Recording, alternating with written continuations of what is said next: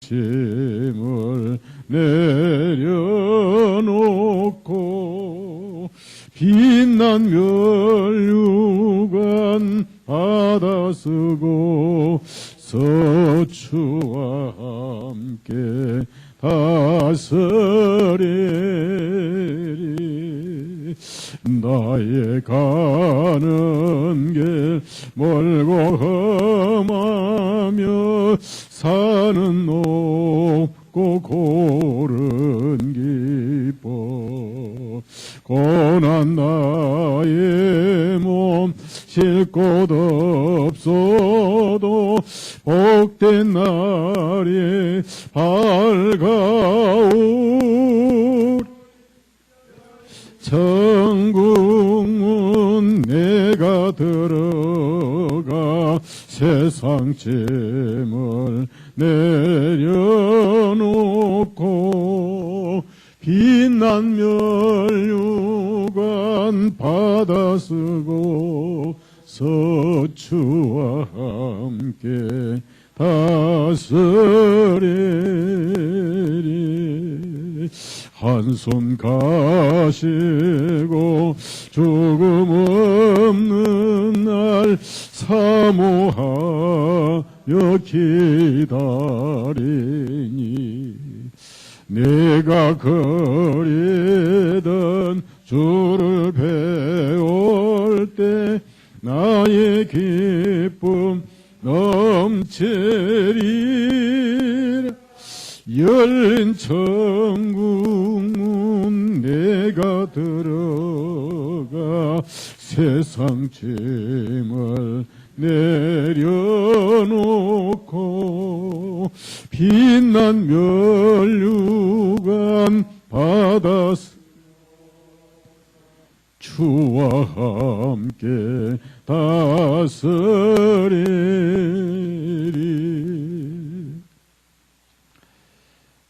이런저런 꿈을 꾸다가 세월은 가고 또 한 세월 가면은 우리가 개인적으로 하나님 앞에 설 것입니다. 세상은 바쁘고 또 우리 삶도 분주하지만은 세월이 가고 나면 내가 무엇을 하고 살았는가, 허전함과 허송세월을 보냈구나, 항상 아쉬움밖에 없는 게 우리의 인생입니다. 그래서 하루하루를 값지게 그 귀한 시간을 뭔가 남기고 가야 되지 않느냐. 그래서 저는 끊임없이 글을 쓰고 인터넷에 글을 남기고 제 나그네 길의 흔적을 남기려고 애를 쓰고 있습니다. 어느 날 손도 떨리고 눈도 안 보이면 제 관 속에 들어가는 연습이나 해야 되겠죠. 여러분이 열심히 가치 있게 시간을 보내면서 이 세월을 보내야 됩니다. 534장. 세월이 흘러가는데 이 나그네 된 나는 세월이 흘러가는데 이 나그네 된 나는 괴로운 세월 가는 것 금할 길 아주 없네. 요단강 가에 섰는데 내 친구 건너가네. 저 건너편에 빛난 곳 내 눈에 확실하다. 저 배는 하늘 집으로 떼띠고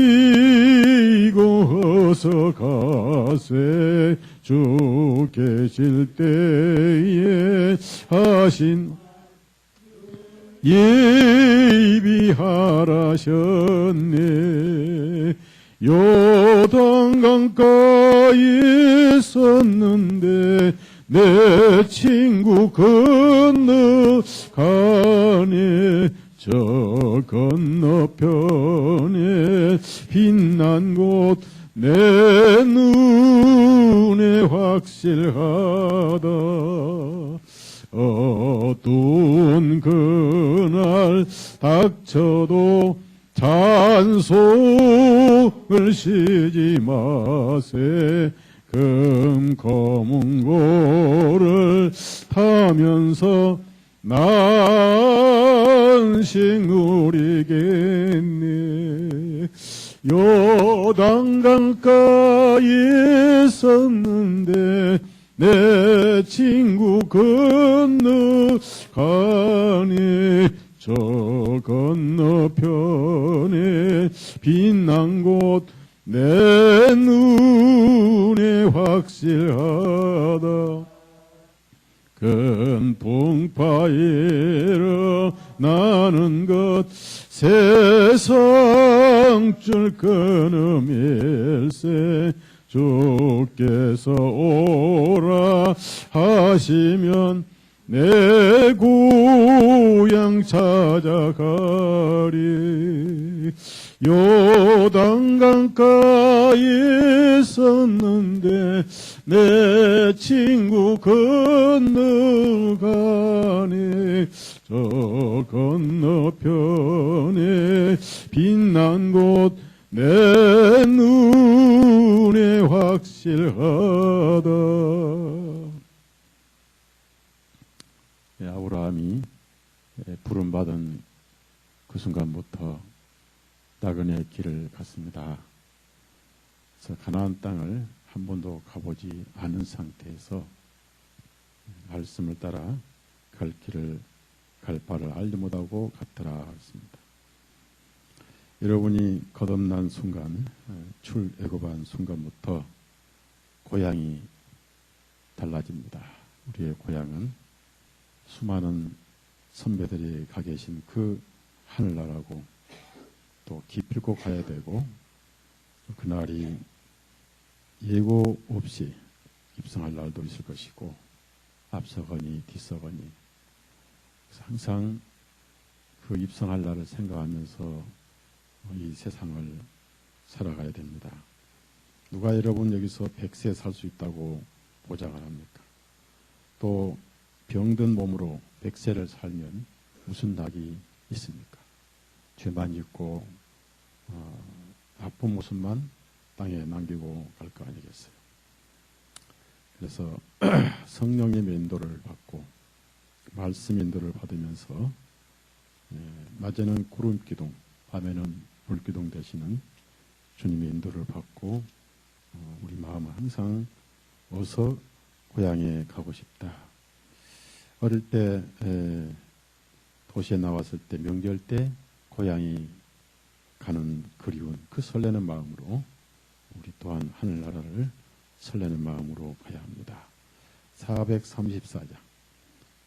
그리고 우리 홀로 가는 게 아니고 나의 갈 길 다 가도록 예수님 인도하심이 얼마나 아름다운 은혜고 보호하심인가.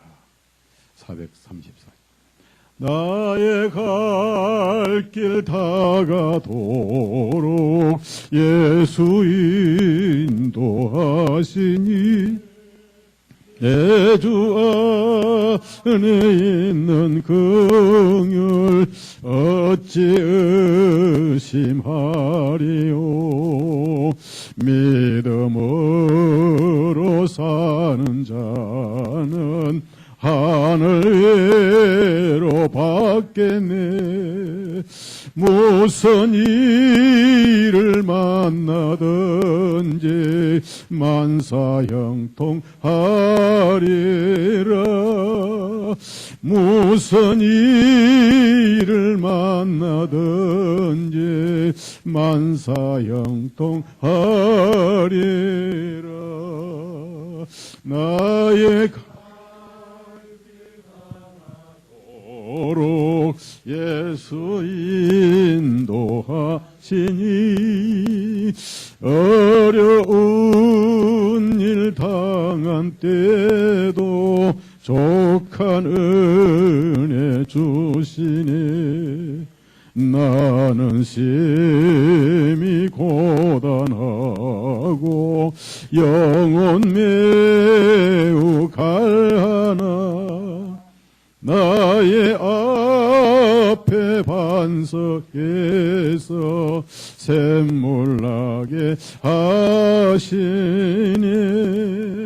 나의 앞에 반석에서 샘물나게 하시니 나의 갈 길 다가도록 예수 인도하시니 그의 사랑 어찌 큰지 말로 할 수 없도다. 성령 강화 받은 영혼 하늘 날아갈 때에 영영 부를 나의 찬송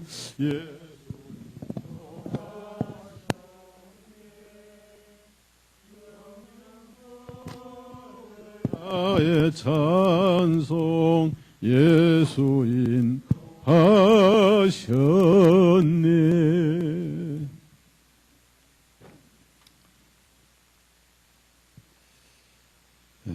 하나님께서 우리에게 노래할 수 있는 이런 기능을 주신 거, 노래는 마음의 표현입니다.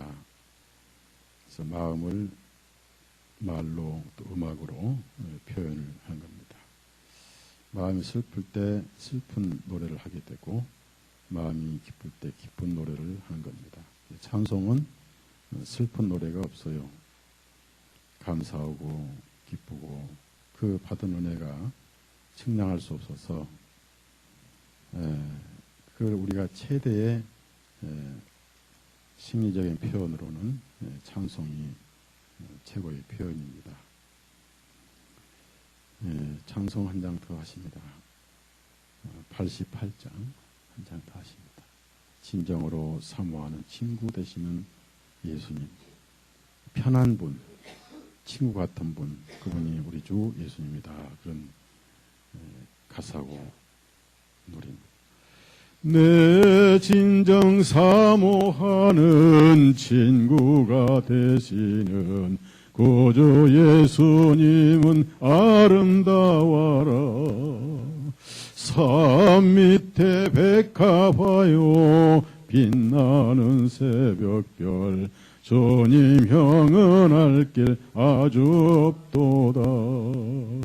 내 맘이 아플 적에 큰 위로 되시 외로울 때 좋은 친구라. 주는 저 산 밑에 백합 빛나는 새벽별 이 땅 위에 비길 것이 없도다.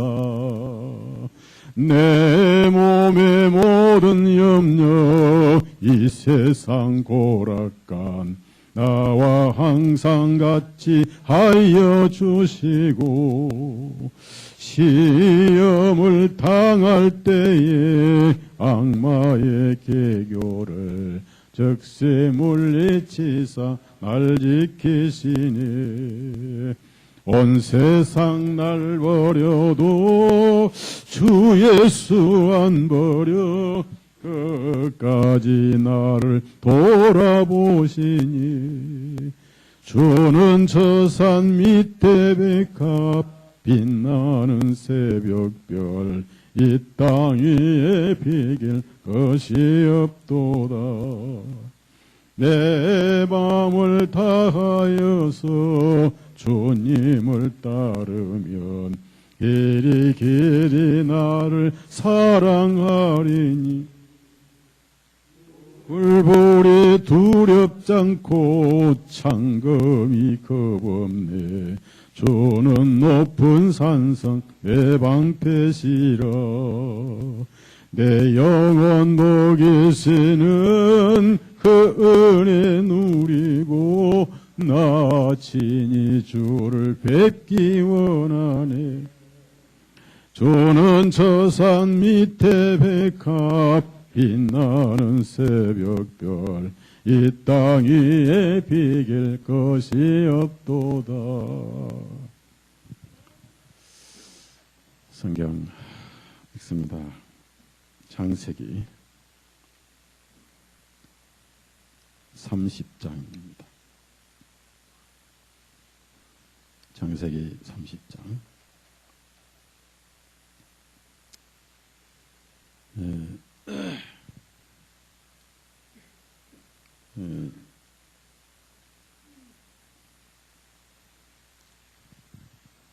32절에서 43절까지 창세기 30장 32절에서 43절까지 같이 읽습니다. 내가 오늘 외삼촌의 원장 떼를 두루 다니다가 양들 중에서 얼룩지고 점 있는 양과 모든 갈색 양 그리고 염소들 중에서 점 있고 얼룩진 것을 가려낼 터이니 그것들이 곧 나의 품삯이 되리이다. 내 품삯에 관한 일이 외삼촌 면전에서 말하게 될 때 내 의가 장차 나를 대변할 것이니라. 염소들 중에서 얼룩지지 아니하고 점이 없는 것이 양들 중에서 갈색이 아닌 것이 있으면 그것은 내게 도둑맞은 것으로 여기소서 하니 라반이 말하기를 보라 내 말대로 되기를 내가 원하노라 하매 그날로 라반이 줄무늬가 있고 점이 있는 숫 염소들과 얼룩지고 점 있는 모든 암염소들 곧 흰 점 있는 모든 것들과 양들 중에서 갈색인 것들을 다 가려내어 그의 아들들의 손에 맡겨두었고 라반이 자신의 야곱 사이를 3일길을 두었으며 야곱은 라반의 양떼 중 남은 양들을 먹였더라. 야곱이 푸른 포플로와 개암나무와 밤나무를 꺾어다가 그 법지를 벗기어 흰 줄을 내고 그 가지들 속에 있는 흰색을 뜯어내고 그가 벗겼던 그 가지들을 양떼가 물을 마시러 온 물바지 곧 물구유들 안에 양떼들을 향해 세워놓았더니 양떼들이 물 마시러 와서 새끼를 갖도록 하려 함이라. 양떼들이 그 가지들 앞에서 새끼를 가졌더니 그것들이 줄무늬가 있는 것과 얼룩진 점 있는 것을 낳음. 야곱이 어린 양을 분리하고 양떼들의 얼굴을 라반의 양떼 중 줄무늬가 있는 양들과 모든 갈색 양들과 마주 바라보게 하였더라. 야곱이 자기 양떼들은 뒤로 두어 라반의 가축에 섞이지 아니하게 하였고 튼튼한 가축이 새끼를 가질 때마다 야곱이 가축의 눈을 향하여 그 가지들을 물바지를 안에 세워 그 가지들 속에 새끼를 베게 하였으니 가축이 약해 보일 때는 야곱이 그 가지들을 세워두지 아니하므로 라반의 것은 약해졌고 야곱의 것은 튼튼하여지니라. 야곱이 심한 번창하여 가축과 여종들과 남종들과 낙타들과 그리고 나귀들이 많았더라. 찬송 준비됐어요? 네, 찬송하십시오. 천천히.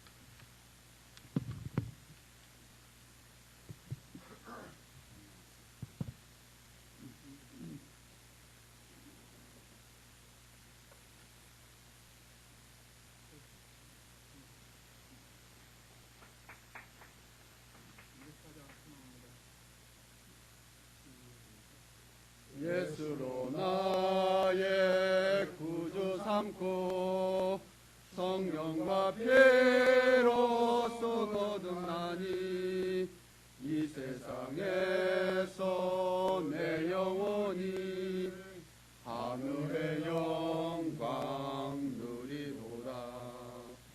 이것이 나의 간증이요 이것이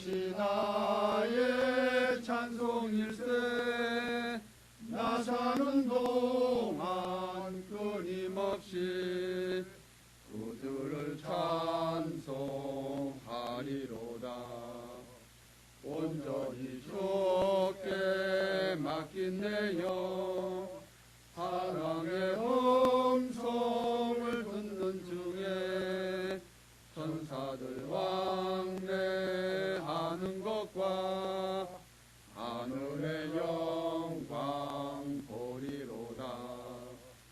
이것이 나의 간증이요 이것이 나의 찬송일세.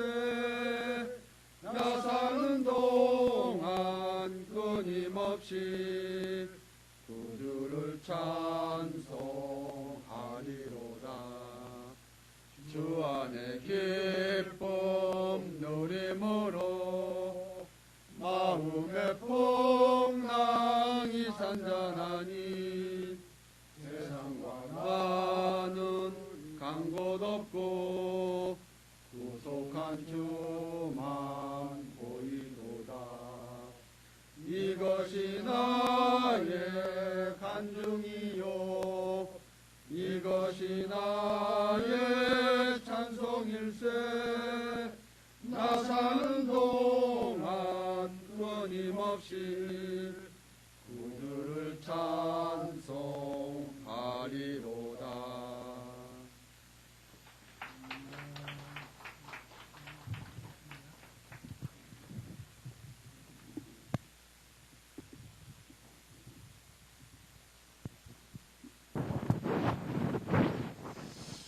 예, 기도하십니다.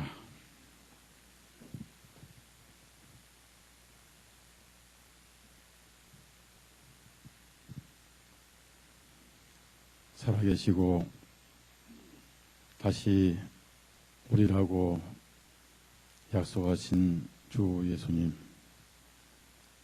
많은 세월들이 흘렀고 수많은 교회의 박해와 수많은 영혼들이 영생을 얻고 하늘에 입성을 하였으며 이제 하늘에 하나님의 마음에 만족하실 만한 숫자들이 거의 차간 줄로 합니다.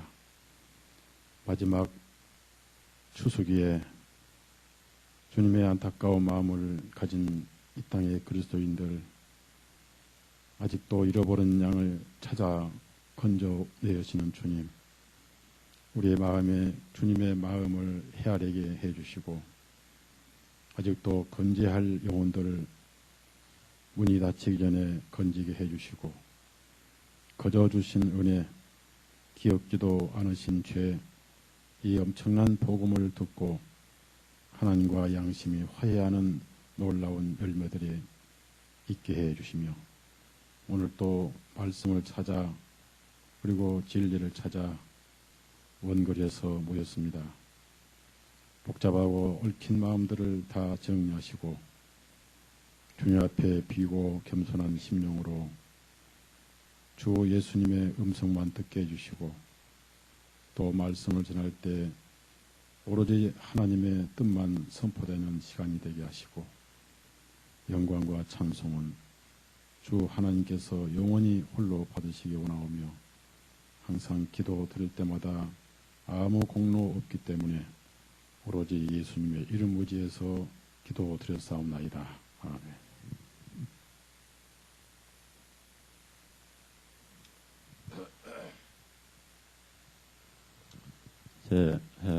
우리가 사는 세상은 예수님이 오실 날이 임박했고 또 우리가 하늘로 돌아갈 날이 확실히 가까운 것 같아요.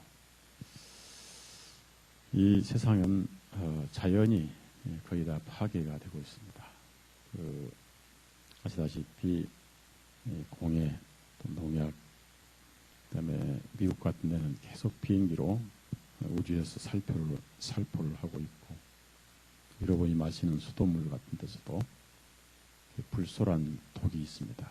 소독이 아니라 독인데 이런 걸 우리가 매일 먹고 마시고 또 우리가 눈에 안 보이지만 자동차에서 나오는 엄청난 탄소 이런 가스들을 마시고 살면서 인간의 DNA가 변화되고 있고 또 여러분이 쓰시고 있는 핸드폰이 끊임없이 전자파를 유발해서 사람들의 뇌 의식 구조가 자기도 모르는 사이에 자꾸 변하고 있고 또 아예 조직적으로 이 자연을 파괴하는 그런 일들이 있습니다. 인공적으로 지진을 일으키고 인공적으로 홍수도 일으키고, 그래서 우리가 텔레비나 언론에 너무 중독돼 있어서 또 우리가 먹는 약들도 치료보다는 우리 몸을 파괴시키고 생체 리듬을 바꾸는 일들이 더 많습니다. 하나님께서 창조하신 자연의 법칙이 거의 다 파괴돼 가는 과정이고, 이러한 상황에서 하나님께서는 우리 인간에게 더 이상 희망이나 어떤 기대를 하시지 않으시지 않느냐.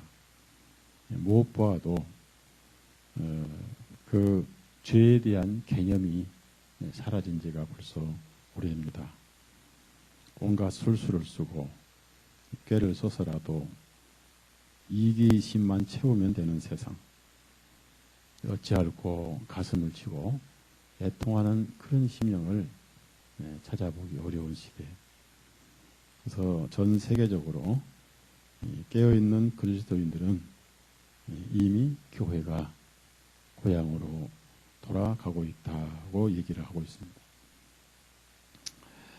어느 날 눈 깜짝할 사이에 우리가 변화받을 것이고, 그리고 그 순간은 아무도 알아차리지 못하고 눈 깜짝할 사이에 변해버릴 것이고, 그리고 더 이상 구원도 없을 것이고, 그날이 가까이에 와 있는 것은 틀림이 없습니다. 그래서 성경을 연구한 분들은 현재 되어가고 있는 것들, 특히 바티칸 이런 움직임들이 항상 마지막이다, 마지막이다, 이런 말을 많이 하고 있습니다. 그래서 성경에 보면은 그러한 그 말씀들이 또 계시가 되어 있고, 우리가 또 예리한 성령의 확대경으로 성경을 보면은 어렴풋이 주님께서 그런 것을 가르쳐 주시고 있습니다. 이 본문을 보면요, 그 야곱은 꾀를 써서 자신의 이기심을 채웠던 그런 사람입니다. 물론 그 속에는 복음의 의미도 이렇게 들어있는데요. 그가 에서가 시장한 틈을 타서 한 그릇 팥죽으로 장자권을 샀던 사건이 있었죠. 또 그리고 나서 이제 에서가 사냥 간 사이에 에서가 털이 많은 사람이라 그 어머니의 도움을 받아서 목이나 손목에 염소 가죽을 메고 에서의 복을 다 뺏어간, 이삭으로부터 복을 다 뺏어가고 나중에 에서는 대성통곡을 합니다. 또 히브리서 보니까 회개할 길을 얻지 못했다, 이런 말씀도 있고, 나중에 이제 이삭과 에서가 사르를 가지고 등을 느끼고 어머니의 고향 하란 땅으로 이렇게 도망을 가죠. 거기서 이제 그 라반의 두 딸을 만나서 첫눈에 라헬을 사랑을 하게 됩니다. 그래서 라헬을 사랑하는 조건으로 7년이란 모슴살을 하게 됩니다. 뼈 아프고 잠 못 자고 뼈 빠지게 땀을 흘려서 7년을 채우고 신혼 밤을 보내고 아침에 보니까 그렇게도 사랑하고 아꼈던 라헬은 없고 눈도 가물가물하고 전혀 마음에 가닿지 않는 레아가 품에 딱 누워있더라는 얘기입니다. 그래서 다시 이제 또 라헬을 위해서 또 7년을 고생을 하고, 그 다음에 양떼들 위해서 또 7년, 총 20년, 21년을 노예생활을 하고 나서 이제 어느 날 때가 돼서 거기서 라반의 두 딸과 또 라반의 딸들의 종들을 또 이렇게 아내로 줘서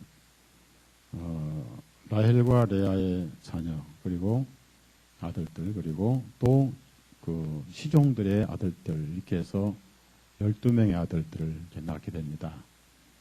물론 오는 도중에 마지막에 11명을 낳고 오는 도중에 베냐민을 이제 낳죠. 베냐민을 낳는데 베노니라고 하니 슬프다 하고 죽었어요. 그 라헬이 베노니 하고 그 뜻은 슬프다 그러고 이제 죽었는데 이스라엘 민족이 결국은 서기 70년 슬픈 종말을 고하는 그 모형을 이제 보여주셨고요. 그것을 야곱은 베노니를 오른손의 아들이다 아니 베냐민으로 이름을 바꿨습니다. 그래서 이방인 교회가 이제 오른손의 아들이 되는 그런 모형이 들어 있는데요.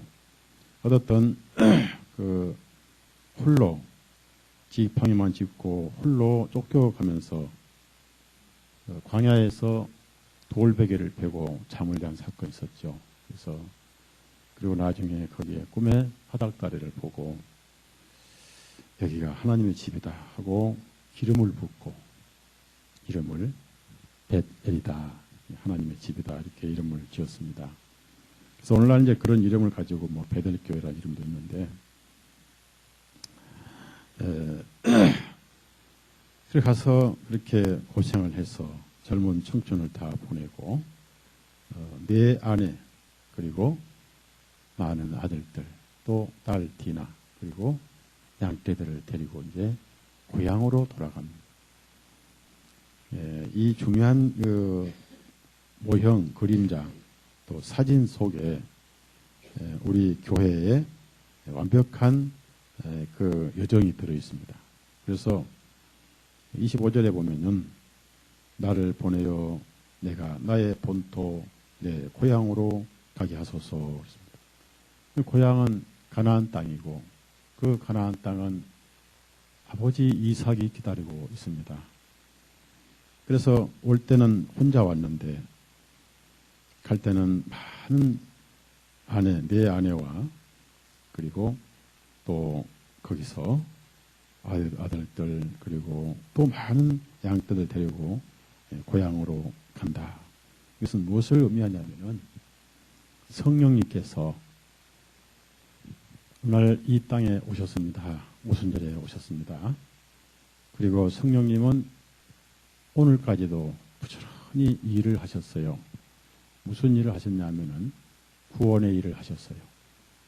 성령님이 오셔서 성경이 기록됐고 그 성경을 통해서 구원의 복음이 전파되고 성령으로 아니하고는 누구든지 그리스도를 주시할 수 없다 이런 말씀이 또 고린도 전서에도 나와 있고 로마서에는 누구든지 그리스도의 영이 없으면 그리스도의 사람이 아니다 이런 말씀도 있습니다. 그래서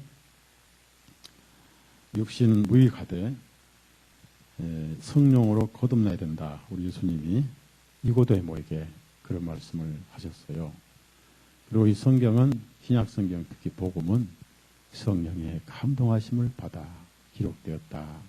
그래서 사도행전을 성령행전이다 이렇게 묘사하기도 합니다. 그래서 성령님의 일하기 시작하신 것이 오순절에 오셨습니다. 아버지의 약속하신 것을 기다리라. 그래서 오순절에 성령님이 오셔가지고 첫 열매가 3,000명의 영혼을 건졌습니다. 야곱이 7년이란 노동생활하고 노예생활을 해서 아내를 얻은 것처럼 주님의 신부가 세워져 가기 시작한 겁니다.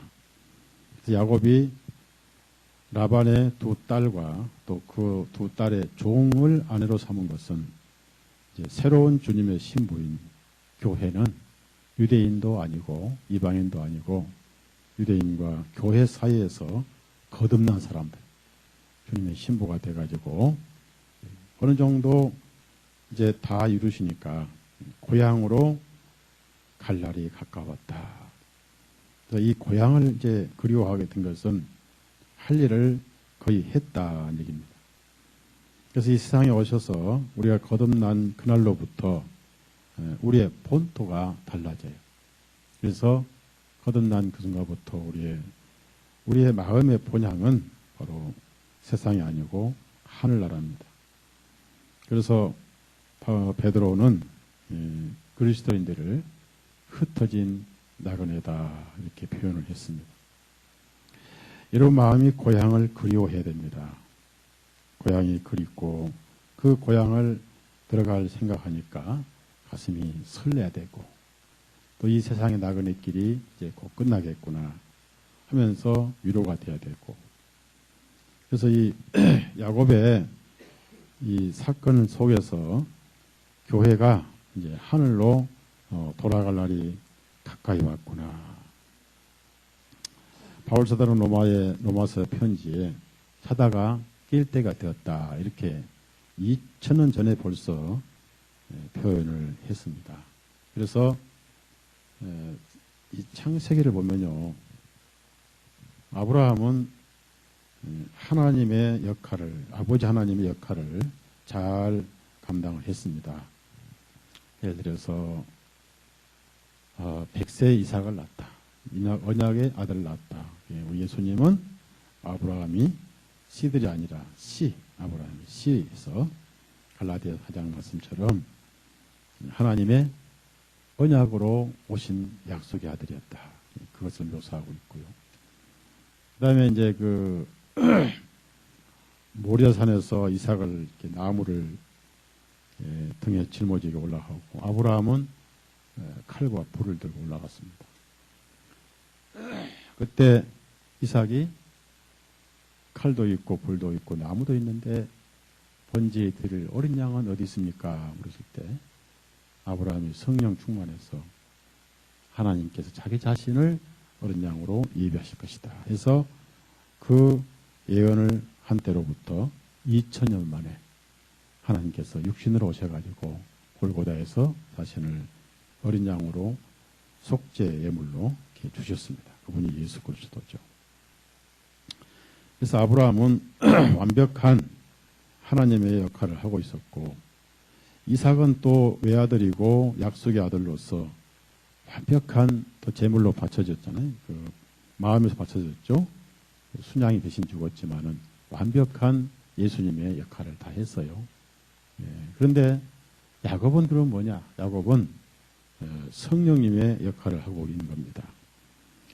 야곱의 12 아들 이스라엘. 그 이스라엘이 오늘날 새로운 하나님 이스라엘, 바로 교회가 이스라엘이 되고 있고요.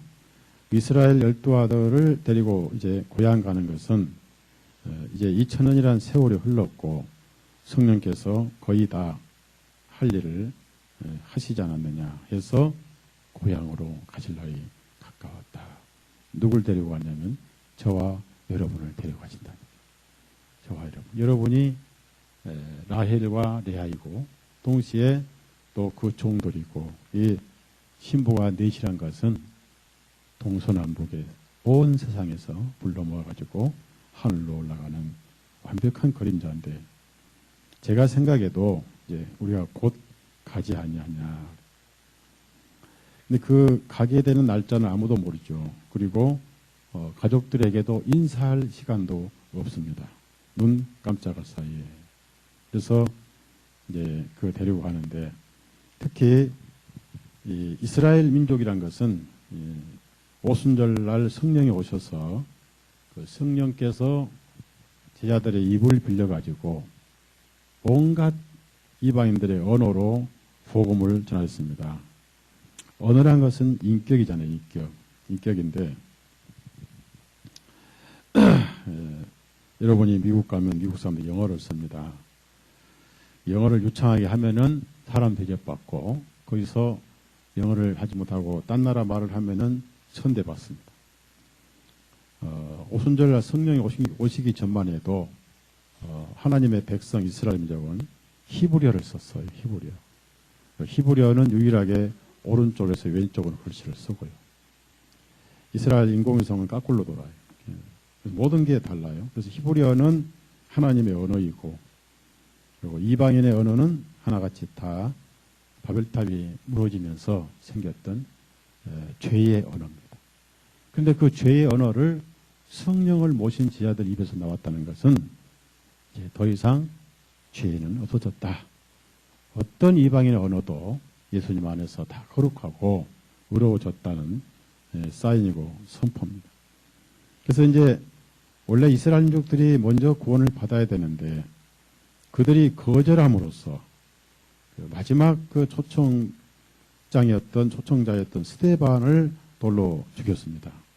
그래서 이제 하나님도 더 이상 기다릴 수 없어서 이제 하늘에서 각종 그 더러운 짐승 있는 보자기를 땅에 내려드려서 현실적으로 더럽지만은 신분상으로는 깨끗하다.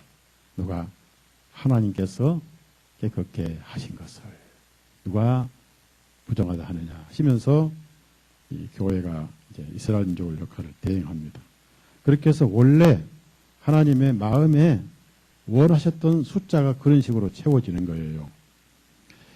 현재 문자적으로 이스라엘 민족이 구원받는다는 뜻은 아니고 이스라엘 민족은 거의 아브라함 혈통은 거의 종족을 감췄어요. 지금 있는 유대인들은 가짜가 너무 많고요. 히브리서 11장을 찾아보시고 히브리서 11장 성경을 다 찾으시고 성경을 모르신 분들은 옆에서 이렇게 찾아주시면 좋겠어요.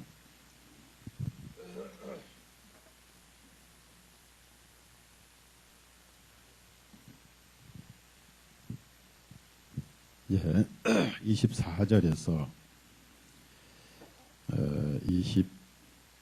27절까지 24절 27절 있습니다.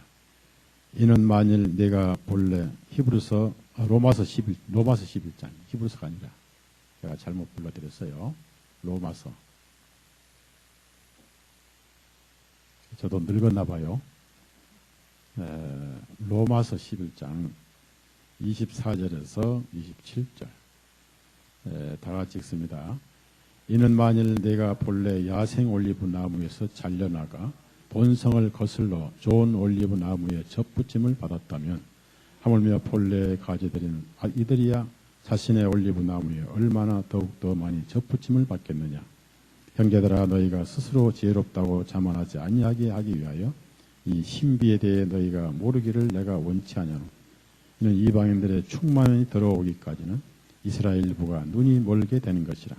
그리하여 온 이스라엘이 구원을 얻으리니 기록된 바 시온에서 구원자가 나오시어 야곱에게서 경건치 아니한 것을 돌이키시니 이는 내가 그들의 죄들을 제거할 때에 그들을 향한 나의 언약이 이것이기 때문이라 함과 같으니라. 그래서 여기 문자적으로 먼 훗날 무슨 이스라엘 민족이 회개하고 돌아온다는 뜻이 아니고 원래 이스라엘이 있어야 할 자리를 이방인들이 채워서 본래 하나님의 목적인 이스라엘 구원이 그런 식으로 이루어진다. 그래서 이제는 교회가 바로 이스라엘이라는 겁니다. 그렇게 해서 야곱의 그 아내, 자식들, 양떼들은 완벽한 교회의 모습이고 야곱은 성령의 역할을 충실히 이행함으로써 성령께서 오순절에 오셔서 푸른간 저와 여러분을 이끌고 고향으로 돌아가. 여러분은 이 고향에 대한 찬송을 많이 불러야 돼요. 세상에도 고향에 대한 노래가 참 많습니다. 예? 그 고향에 대한 노래가 참 많잖아요. 저도 옛날에는 고향에 대한 노래를 참 많이 불렀어요. 고향이 그리워도 못 가는 신세. 그런데 우리는 고향이 그리우면 가는 신세란 말이에요. 이것이 그리스도인의 복이다. 갈라디아서 6장을 찾아보세요. 갈라디아 6장.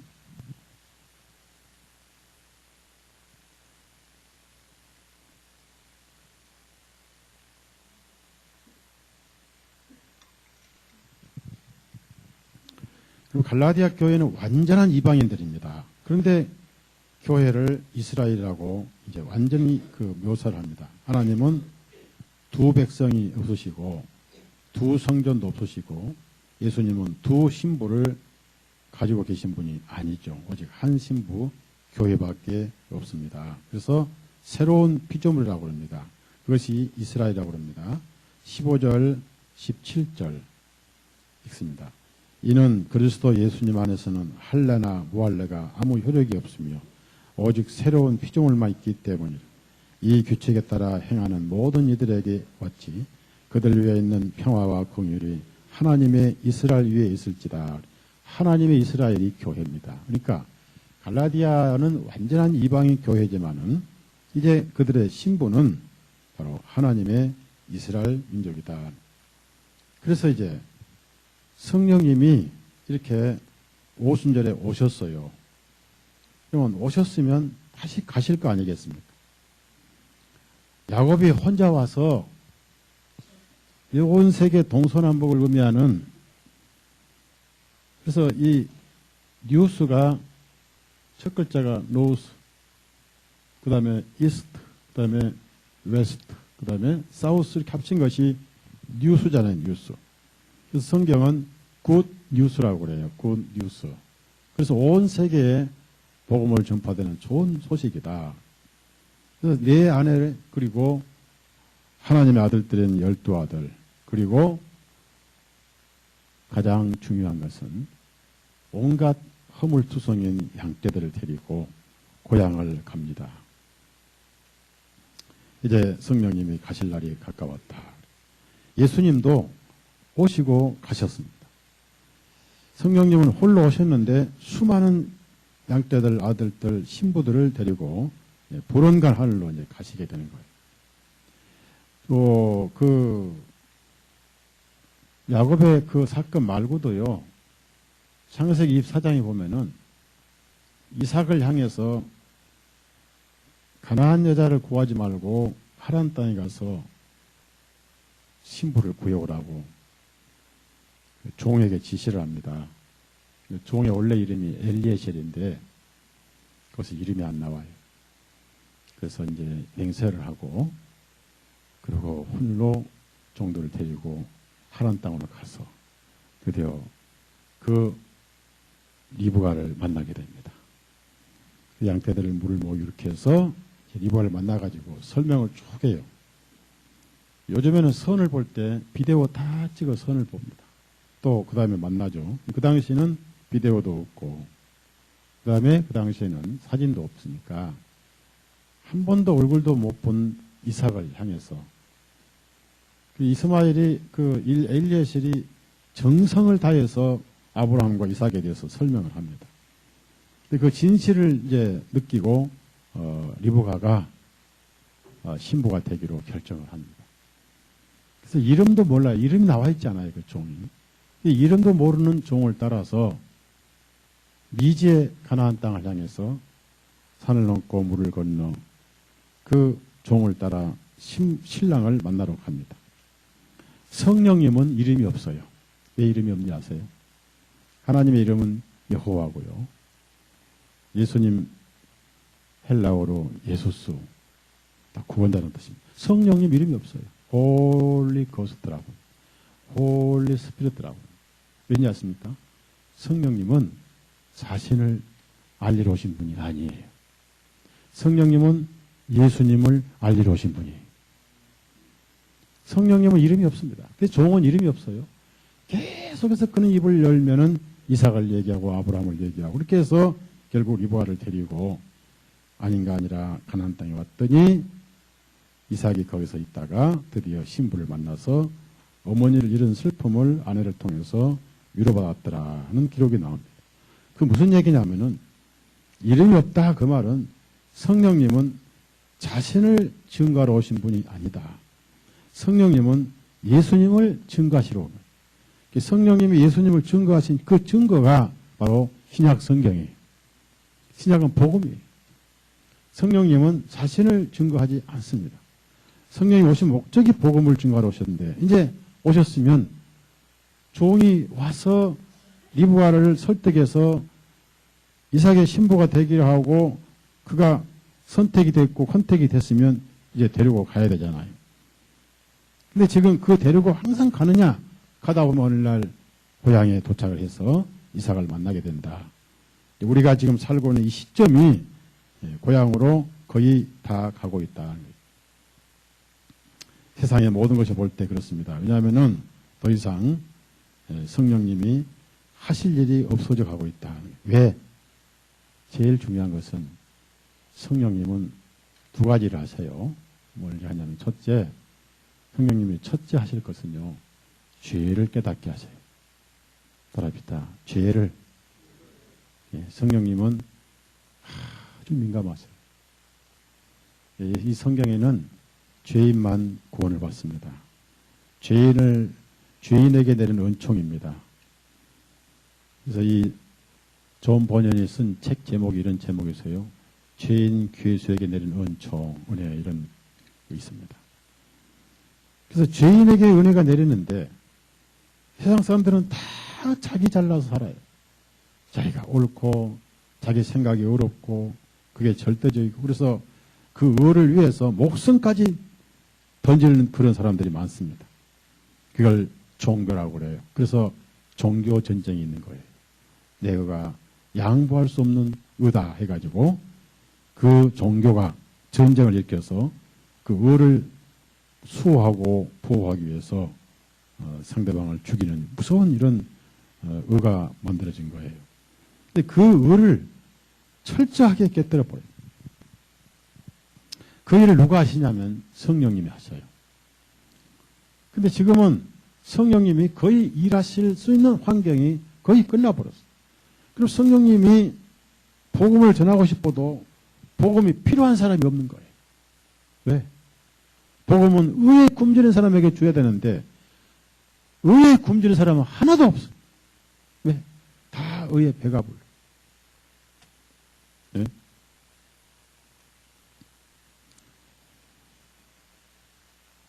제가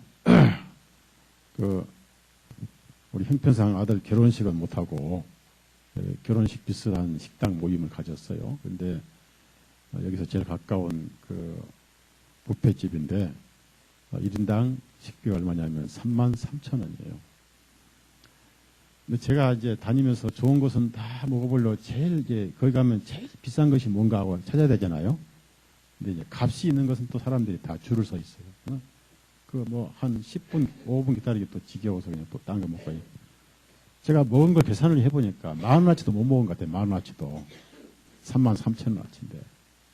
근데 하여튼 간은, 밥값하고 먹자고 먹어댔습니다. 쉬었다가 또 먹고, 또 얘기하고 또 먹고 먹었는데, 다음날 아침에 밥이 안 들어가니. 그날 저녁까지 밥이 안 들어가. 얼마나 많이 먹었는지. 그래. 배가, 지금도 이 위가 늘어나가지고 지금도 좀 아파요. 욕심이 참 문제인데, 그거 33,000원씩 먹고 말겠다는 그 욕심이 이제 그렇게 한 거거든요. 그런데,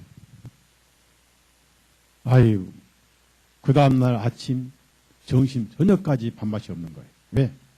배가 부르. 오늘 인간들이 그 모양이에요. 자기가 잘나고 어려워서 의에 굶주린 심령들을 거의 찾아볼 수 없어요. 혹 있으면 자기 죄를 이실직고 하기보다는 어떻게 하면 죄는 인정하되 그 죄를 통해 하나님 앞에 형벌을 받을 사람이라는 것을 시인하고 그 죄가 하나님을 아프게 했다는 것을 고백하기보다는 미꾸라지 심령이 많더라고. 하나님, 예수님, 제가 죄를 짓긴 지었는데 어떻게 하면 심판을 안 받고 빠져나갈 길이 없는가요? 그게 미꾸라지 구원이에요. 그래서 이 구원을 미꾸라지 구원이다. 그럼 미꾸라지 구원 천국에 있겠어요? 없겠어요? 없습니다. 절대로 없습니다. 심판을 피하겠다는 심보는 자기 죄를 인정 안 하는 거예요. 죄를 자복해야 돼. 죄를 자복한다 그 말은 십자가 한쪽 강도가 돼야 돼요. 우리는 우리가 한 일에 대해서 당연한 보응을 받거니와 이 마음이 돼야 불쌍한 하나님 마음을 끌어오는 거예요. 이런 복음이 뱀처럼 변질돼 버렸어. 심판 피하고 7년 대환란 작두에 단두대 목 잘리는 거 무서워서 구원받아야 되고 바코도 베리칩 받기가 무서우니까 구원받아야 돼. 이건 구원이 아니에요. 복음을 그렇게 오호라 나는 공관절에다 가슴을 치면서 그런 영혼들이 지금 찾기 어려우니까 성령께서 이제 가자. 이제 거의 끝났다. 보따리 싸가지고 가자! 하고 지금 데리고 가는데 이것이 성령님께서 우리가 지금 살고 있는 시대가 불언간 휙 가버린다는 얘기입니다. 아무도 그 날은 예측을 못합니다. 그래서 미리 기름을 준비한, 기름은 생명을 의미해요. 기름은 성령을 의미하고, 기름은 없고 등잔만 가진 것은 형식적인 기독교예요. 모양은 기독교인데 생명이 없는 거예요. 모양은 기독교예요. 그 다음에 하늘의 소망이 확실하면은 어서 가고 싶고, 또 삶이 귀찮아서도 또 빨리 가고 싶죠. 어떤 사람들은 삶이 하도 힘드니까 아이고 죽어버리고 싶다. 근데 그 사람이 삶이 재밌으면은 죽어버리고 싶다는 사람은 아무도 없습니다. 힘드니까. 근데 그리스도인들은 세상에 아무리 재미가 있어도 가버리고 싶다. 그런 마음을 가져야 돼요. 한번 따라서요. 가버리고 싶다. 어디로? 천국으로. 제가 볼 때 상당히 거짓말이에요. 상당히 거짓말. 왜? 쓸 돈도 많은데 어떻게 안 쓰고 어떻게 올라가고 그래서. 옛날에 아주 돈이 많은 여자가 하나 있었습니다. 재벌이어서 강남의 대재벌인데 빌딩도 뭐 3개 있는 어마어마한 돈 있는 분. 근데 그분이 너무 잘 먹어서 암이 걸렸어요. 맨날 고급 술, 고급 뭐 고기, 수입 고기. 가난한 사람들은 뭘 먹습니까? 없으니까 들판에서 쑥을 뜯어 먹어요. 들판에서 나무를 캐 먹어요. 그거 진짜 한약이에요. 쑥, 나물. 그걸 먹으니까 암 걸릴 틈이 없는 거예요. 가난한 사람들은 건강해서 오래 살되 가난하게 살고, 부자들은 너무 잘 먹어서 암이 걸려가요. 이 30대 후반밖에 안 되는데 마지막 말기 돼가지고 운명하기 적전에 그 사람이 그 나와요. 임상간증지라는 책이 나오는데, 임상책이 나오는데 그 여자가 마지막 운명할 때 무슨 말하고 죽은지 아세요?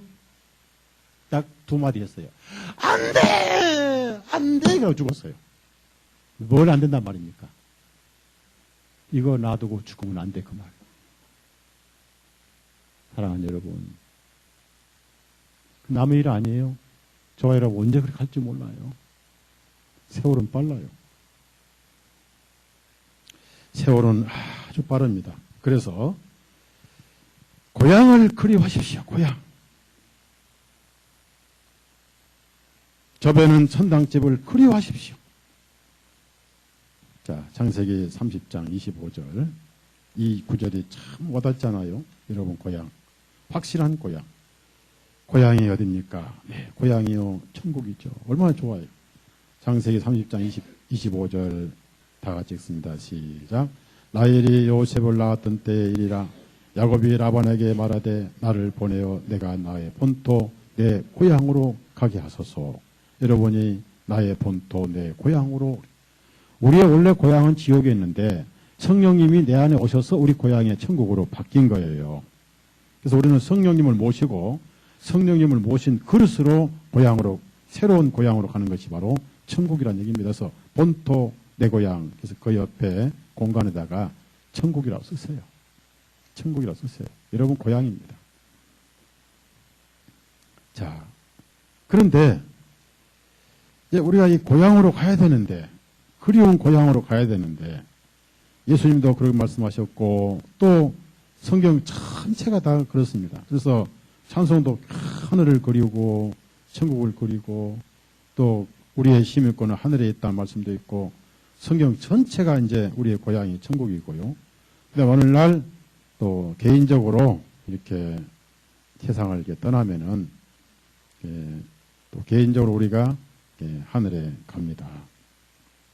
그래서 요단강을 건너서 이제 가게 되는데요. 문제는 누구만 가느냐 그 말이에요. 자, 예수님 오신 목적은 뭐냐면은 예수님 자신이 구원자입니다. 그래서 예수님 오신 목적이 뭐냐면은 죄인을 구원하러 오셨습니다. 죄인을 구원하러 오셨다. 이게 오신 목적이 확신합니다.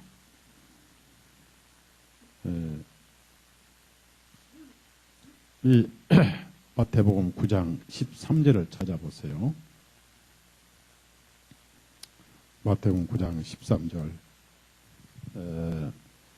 예수님 오신 목적은 분명합니다. 딱 하나입니다. 하나.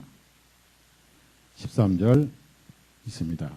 너는 가서 나는 희생물을 원하지 아니하고 공의를 원할 것이니라 하신 그 말씀의 의미를 배우라. 이는 내가 의인들을 부르러 온 것이 아니요 다만 죄인들을 회개하게 하려고 왔기 때문이라. 자, 죄인들을 회개시키려고 구원시키려고 오신 분이 예수님이란 거예요. 그러면은 이 천국 고향 가는 대열 속에는 죄인 아닌 사람은 한 사람도 없습니다. 제가 어제 인터넷에 구원 선행되어야 할 죄의 자복 이런 글을 올렸습니다. 옛날에 좀 올렸는데, 자, 그러면 창세기 30장을 다시 올라가 보세요. 올라가시 보면은 야곱이 이제 네 신부를 데리고 갑니다. 또 아들들을 데리고 갑니다. 마지막으로 완벽한 교회의 그림자인 양들을 데리고 가요. 양들. 자, 그러면 양들이 두 양들이 있어요. 양도 두 양, 염소도 두 양이 있습니다. 물론 마태복음에는 염소와 양을 구별해요. 오른편에는 양들, 왼편에는 염소들. 이것은 그리스도인과 불신자를 구별해 놓으시길 바랍니다. 여러분은 지금 예수님 오른편에 양들이고 또 불신자들은 왼편에 염소들입니다. 그 다음에 이제 라반의 양들과 야곱의 양들을 분리해요. 분리하되 섞이지 않게 합니다. 내 양은 내 음성을 들으며, 그래서 음성은 예수님의 말씀이고요. 또 내용은 복음이고, 그 다음에 따른다는 것은 그 복음에 합당한 신앙생활을 한다, 그런 뜻이에요. 자, 그런데 이 양은 상식적으로 그 흰 털, 그러니까 이사야 1장 18절 말씀처럼 흰 색깔의 양이 많습니다. 제가 이스라엘 여러 번 가봤지만은 그 양떼들 보면 거의 다 색깔이 희어요. 그래서 특이하게 얼룩무늬라든지 점이 있다든지 그런 양은 거의 드물어요. 그래서 이제 야곱이 이제 고향 가야 되는데 품삯을 달라고 그래요. 그래서 삼촌이 워낙 욕심이 많아가지고, 그래서 야곱이 먼저 삼촌을 안심시키기 위해서 제안을 합니다. 수가 적은 아주 얼마 안 되는 점이 있고 얼룩점이 있고 색깔이 알록달록하고 갈색인 양은 제가 가져갈 것이고요. 색깔이 희거나 그런 것이 없는 건 다 삼촌 것이니까 염려하지 마십시오. 안심을 시켰어요. 그래서 만약에 내 양 가운데 점이 없거나 갈색이 없거나 얼룩진 것이 아니면 그것을 저에게 도둑 맞은 것으로 행가하시면 제가 갚아드리겠습니다. 이렇게까지 약속을 했어요. 그러면서 내 의가 나를 장차 대변할 것입니다. 그랬어요. 자, 32절, 33절. 32절, 33절 다 같이 읽습니다. 시작. 내가 오늘 외삼촌의 양떼를 두루 다니다가 양들 중에서 얼룩지고 점 있는 양과 모든 갈색 양과 그리고 염소들 중에서 점이 있고 얼룩진 것을 가려낼 테이니 그들이 곧 나의 품삯이 되리이다. 내 품삯에 관한 일이 외삼촌 면전에서 말할 때에 내 의가 나를 장차 대변할 것입니다. 염소들 중에서 얼룩지지 아니하고 점이 없는 것이나 양들 중에서 갈색이 아닌 것이 있으면 그것은 내게 도둑 맞은 것으로 여기소서. 그래서 생각해 보니까 손해가 없겠거든. 이 라반이 손해가 별로 없을 것 같으니까 네 말대로 되라 해가지고 거기서 얼마 안 되는 점이 있고 줄무늬가 있고 얼룩지고 보기 싫고 시커먼 것들은 전부 다 이제 그 야곱에게 주고, 그리고 혹시 자기 양이 섞일까 봐서 3일길을 멀리 떨어져서 이렇게 장막을 치게 했습니다. 자, 이제 우리가 이 말씀을 통해서 우리 교회가 이제 그런 식으로 가게 되는구나. 그래서 먼저 분리가 필요하고, 3일길은 항상 완전한 분리를 말합니다. 모세가 3일길 가서 하나님께 예물을 드렸고 아브라함이 3일길을 걸어서 이삭을 번제로 드리려고 했던 것입니다. 그런데 야곱이 이제 지혜를 써가지고 어떤 지혜를 쓰냐면은, 어떻게 하면 이 얼룩무늬 점이나 이 색깔 있는 양을, 새끼를 많이 낳게 할까? 그 하나님의 지혜로, 개혁 성경과 킹제임스 성경은 나무가 좀 달라요. 개혁 성경에는 살구나무도 들어 있습니다. 그런데 좀 달라요. 개암나무도 있고, 포플러나무도 있고 그런데, 하나같이 껍질을 벗기면요, 안에가 하얘요. 하얘. 그래서 양떼들이 물을 마시러 오는 그 입구에다가 그 나무를, 껍질을 쫙 벗겨가지고 속살이 하얗게 드러난 것을 보게 했습니다. 그 물을 마시러 한 번씩 보고 마시고 보고 마시니까 이 양떼들 머릿속에 이미지가 돼가지고 새끼를 뵐 때마다 전부 얼룩무늬 검은 점 새끼를 뵌 거예요. 그러면서 또 그 암컷이 튼튼하고 건강해 보이면 그걸 보게 해서 또 얼룩무늬 새끼를 낳게 하고, 그 암컷이 삐쩍 말았으면은 보내버리고 라반에게 줘버리고, 그렇게 해서 어마어마한 양떼들을 가지게 된 거예요. 어느 정도 되니까 틀림없이 이걸 많이 가지고 가면은 삼촌이 우리를 칠 것이다 하고 아무도 모르게 그냥 36개를 놔버렸어요. 여러분, 우리는 세상 모르게 변할 거예요. 그러려면은 지금 준비가 돼 있어야 돼요. 가족에게도 자다가 침대에서 여보 나 혼자 올라가 하고 인사할 틈이 없어. 깰 틈도 없어. 이게 다 진리예요. 삼촌 라반이 전혀 모르는 사이에 가버렸어. 어디로? 고향으로 가버렸어. 호련이 가버립니다. 호련이. 우리 고린도전서 15장 가져보세요. 그래서 미리미리 예수님과 동행하라 그런 얘기입니다. 여러분 가족들 복음을 전해야 되지 않겠어요? 교회를 못 나오셔도 괜찮아요. 복음은 전해야 돼요. 양심은 하나님과 화해를 해야 되거든요. 양심의 문설주의 주님의 피는 뿌려져야 될 거 아니겠어요? 자, 호련히 변화해버립니다. 우리 고린도전서 15장 51절에서 54절까지 얼마나 영광스러운 소망입니까? 이 소망이 있으니까 무덤은 아무것도 아니더라고요. 죽음도 아무것도 아니더라고요. 51절에 54절 같이 읽습니다. 보라 내가 너희에게 한 신비를 알게 하노니 우리가 다 잠잘 것이 아니요 우리가 모두 변화될 것이니 마지막 나팔에 눈 깜짝할 사이에 그러하리라. 이는 나팔 소리가 나면 죽은 자들이 썩지 아니할 몸으로 일어나게 되고 우리도 변화받게 될 것이기 때문이니 이는 이 썩을 것이 반드시 썩지 아니함을 입고 이 죽을 것이 반드시 죽지 아니함을 입기 때문이라. 그러므로 이 썩을 것이 썩지 아니함을 입고 또한 이 죽을 것이 죽지 아니함을 입을 그때에는 사망의 승리에게 삼킨 바 되었다라고 기록된 말씀이 성취되리라. 여기서 가장 중요한 것은 눈 깜짝할 사이입니다. 눈 깜짝할 사이. 이 눈의 끝불의 신경이 가장 예민해요.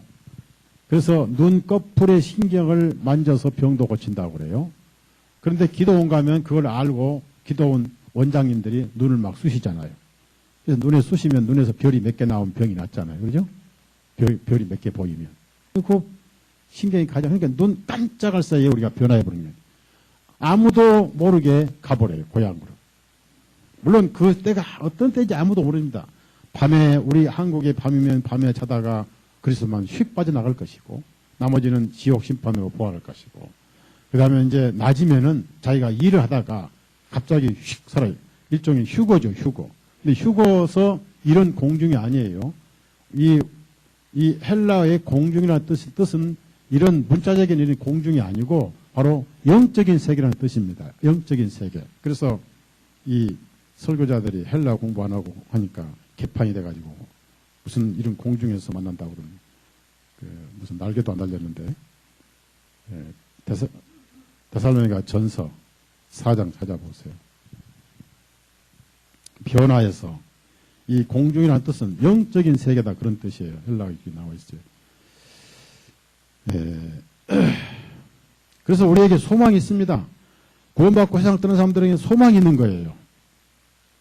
자, 데살로니가 보낸 편지가 그렇습니다. 하도 데살로니가 교회가 박해를 많이 받으니까 위로하기 위해서 쓴 편지예요. 자, 14절에서 18절까지.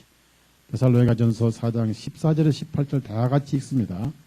이는 만일 예수님께서 죽으셨다가 다시 일어나심을 믿는다면 이와 같이 하나님께서 예수님 안에서 잠자는 자들도 그분과 함께 데리고 오시기 때문이라.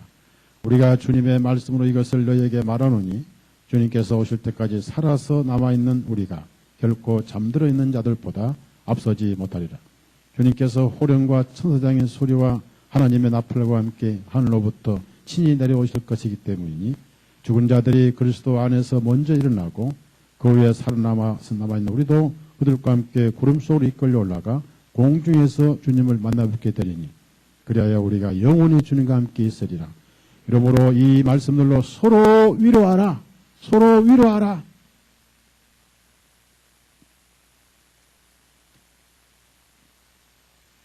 자, 그러면은 나만은 모르게 야곱이 가족들 싹 데리고 떠나버렸어, 밤중에.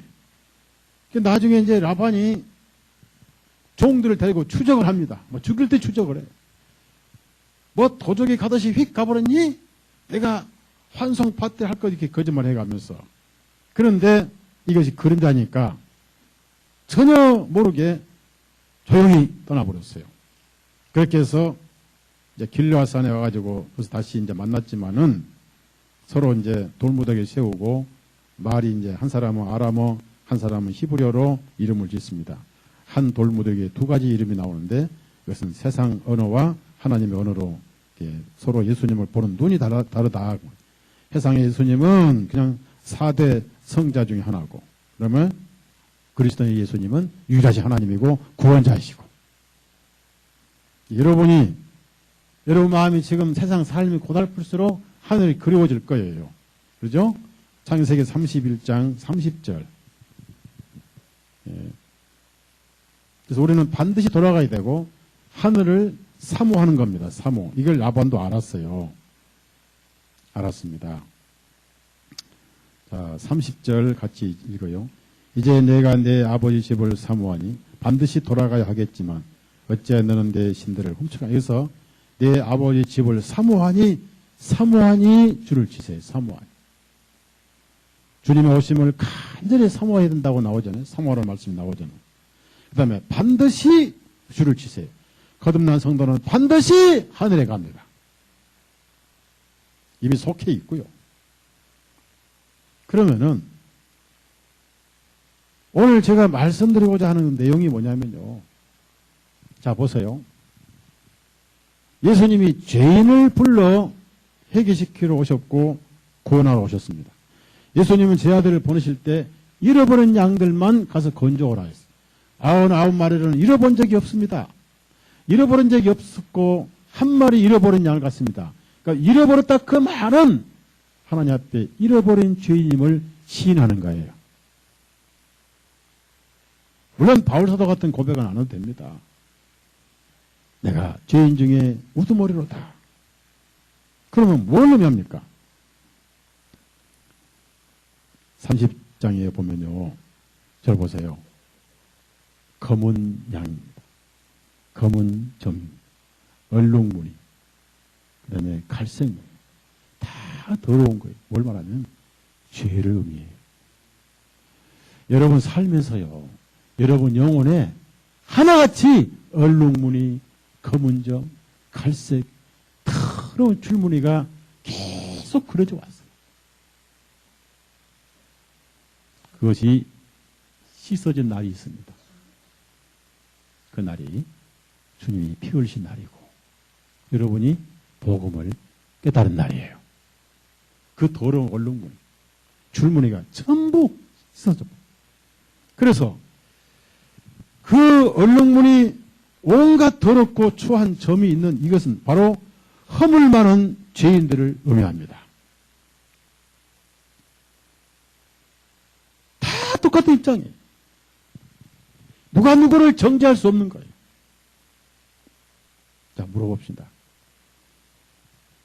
우리나라 격언에 뭐 묻은 개가 뭐 묻은 개를 어쩐다고 그러죠? 예? 근데 우리 기준에서 볼 때는 뭐 묻은 개가 더 더러워요. 하나님 기준으로 볼 때는 누가 더 더러워요? 똑같아요. 똑같은 거예요. 누가 더 더럽고 누가 덜 더럽고 성경에 없습니다. 다 더러운 죄인이에요. 그래서 이 죄인들만 데리고 천국을 가는데 그 죄인들이 어떻게 천국 갔냐 이겁니다. 사랑하는 여러분, 내 의로 가지 않잖아요. 그렇죠? 내 의로 못 가니까 하늘에서 한 의를 선물해 주셨잖아요. 그 의가 예수 그리스도죠. 맞죠? 현재 이 의를 여러분이 가지고 계십니까? 그러면 가는 거예요. 기꺼이 고향 가는 거예요. 고향을 사모하십시오. 자, 빌립보서 3장을 보세요. 하늘에서 그 의를 선물로 주신 거예요. 그분이 내 의이신 예수 그리스도예요. 자, 얼마나 아름다운 말씀입니까? 8절에서 9절까지. 8절에 9절 다 같이 읽습니다. 시작. 당연히 모든 것들을 손실로 여기면 그리스도 예수님 나의 주님을 아는 지식이 가장 고상하기 때문이라. 내가 그분을 위하여 모든 것들을 잃어버리고 그것들을 오히려 배설물로 여긴 것은 내가 그리스도를 얻고 또 그분 안에서 발견되고자 함이니 내가 가진 의는 율법에서 나온 것이 아니요 오직 그리스도의 믿음을 통하여 나온 것이니 곧 믿음에서 의에서 하나님께로 나온 의라. 여기서 하나님께로 나온 의. 그럼 이 의가 누구냐면은 여러분이 분명히 하나 정리하십시오. 내가 믿는 믿음이 의가 아니라 예수님이 내 의입니다. 많은 분들이 내가 믿으니까 어렵다 생각합니다. 그렇지 않습니다. 예수님이 내 의기 때문에 어려운 거예요. 이해가요? 로마서 3장을 또 찾아봅시다. 로마서 3장.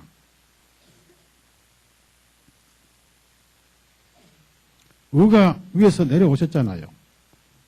로마서 3장. 얼마나 고마워요.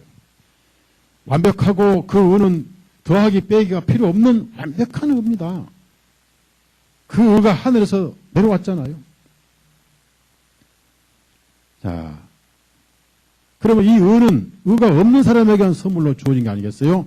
그래서 율법을 주신 거예요. 얼마나 하나님 마음이 깊고 무용합니까? 19절에서 22절까지 다 같이 읽습니다. 시작. 이제 우리가 알거니와 율법이 말하는 것은 무엇이든지 율법 아래 있는 자들에게 말하는 것이니 이것은 모든 입을 막아 온 세상으로 하여금 하나님 앞에 죄가 있게 하려 함이라. 그러므로 율법의 행위로는 그분 눈앞에서 우습게 될 육체가 없나니 이는 율법을 통하여서는 죄를 깨닫기 때문이라. 그러나 이제는 율법 밖에 있는 하나님의 의가 드러났으니 곧 율법과 선지자들에 의해 증언된 것이라. 곧 예수 그리스도의 믿음을 통해 있는 하나님의 의가 모두에게 모든 믿는 자 위에 임하였나니 이는 거기에 차별이었기 때문이다. 그래서 야곱이 고향으로 데려간 사람들은, 데려간 양떼들은 전부 얼룩무늬 투성이에요. 그러면 그 얼룩무늬가 어떻게 가느냐? 얼룩무늬로 못 갑니다. 절대 못 갑니다. 그 보자기 아닌 각종 더러운 부정한 짐승은 절대로 먹을 수 없고 하늘에 있을 수도 없고 갈 수도 없었는데 하늘에서 내려왔던 사실이고 올라갈 때 짐승 올라갔던 그 짐승이 내려올 때도 그대로 짐승이었고 다시 올라갈 때도 짐승이었지 그 짐승이 비둘기로 바꿔진 건 아니라 그 말이에요. 그런데 어떻습니까? 하나님께서 깨끗게 하신 것을 여기서 중요한 것은요. 이 짐승들이 고향 갈 수 있는 것은 야곱의 의였습니다. 야곱의 의. 야곱의 의가 이 양떼들의 의였어요. 자, 창세기 3장 찾아보세요. 그래서 여러분은 아무리 하물만 해도 하늘에 가요. 왜? 예수님이 여러분의 완벽한 의기 때문에. 이걸 믿는 거예요. 그래서 복음이라는 거예요. 그래서 기쁜 소식이에요. 옛날 저 어릴 때 이 복음을 모를 때 교회 다녔습니다. 이 교회 예배당 가잖아요. 그럼 그날따라 이제 우리 어릴 때는 고무신이 이제 우리 신발인데 어머니가 보리쌀 풀어다가 고무신 새로 사주나요? 그걸 신고 교회당 갑니다. 교회에 있고 벗어놓고 가잖아요? 나올 때 신발이 없어져 버려요. 그래서 뭐라고 노래 부르는지 아세요? 예배당에 갔더니 눈 감으라 해놓고 내 신 훔쳐갔다네 노래.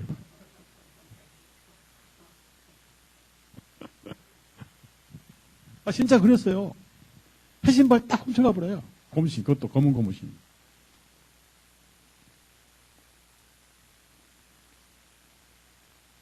여러분의 예수님이 완벽한 의입니다. 아무리 더럽고 얼룩진 양이라도 우리는 그 의에 의해서 가는 거예요. 왜? 예수님이 내 의기 때문에. 이것이 33절 말씀입니다. 자, 33절 다 같이 읽습니다. 시작. 창세기 30장 33절입니다. 시작. 내 품삯에 관한 일이 외삼촌 면전에서 말할 때 내 의가 장차 나를 대변할 것이니다. 염소들 중에서 얼룩지지 아니하고 점이 없는 것이나 양들 중에 갈색이 아닌 것이 있으면 그것은 내게 여기서 내 의가 줄을 치세요. 이 내 의가 예수님입니다. 예수님. 바로 여러분의 의예요. 그래서 양떼들이 온갖 추한 양떼들이 고향에 갈 수 있는 자격을 얻어서 같이 갔던 거예요. 검은 양떼들이 갔던 거예요. 자, 그러면 결론으로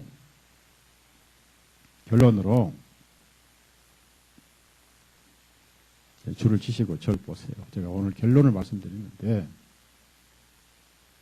어떻게 해서 이 양떼들이 검은 양이 됐냐. 지금 야곱은 성령님이 의미합니다. 성령. 야곱의 지혜는 성령님의 지혜예요. 네? 인간의 지혜와 성령님의 지혜는 다르잖아요. 그래서 양떼들이 새끼를 뵐 때 나무 껍질을 벗겨서 하얀 속살이 드러나게 했습니다. 그 하얀 속살은 완전한 백색이었어요. 근데 그 백색 앞에 내가 서면은 어떻습니까? 나는 대조가 됩니다. 하나님의 의의 빛 앞에 내가 서면은 나는 가장 추한 얼룩무늬 죄인 되는 거예요. 이 진리예요. 말씀이 빛이 들어올 때.